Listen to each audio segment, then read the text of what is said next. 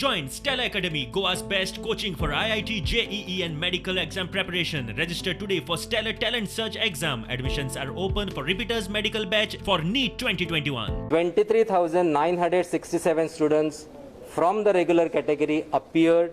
This is the maximum enrollment of candidate in the history of the board. Of that, 23,900 passed in this examination from the regular category, giving us 99.72, which is the highest ever pass percentage in the history of the board.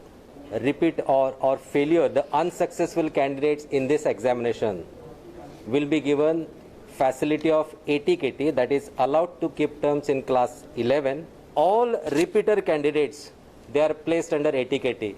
There were about 517 such students who had applied to under exemption category. So all of them are placed under allowed to keep terms, so they can take the admission in 11 stream. Supplementary examinations will have to be answered by all these unsuccessful candidates, and this supplementary examination will be within their school itself, and the school will give them intimation of at least 10 days. Opportunity to appear in the board examination will be given to the candidates who are not satisfied with this result. There will be entrance examination for admission to science stream and all diploma courses under Directorate of Technical Education, which will be conducted by this board.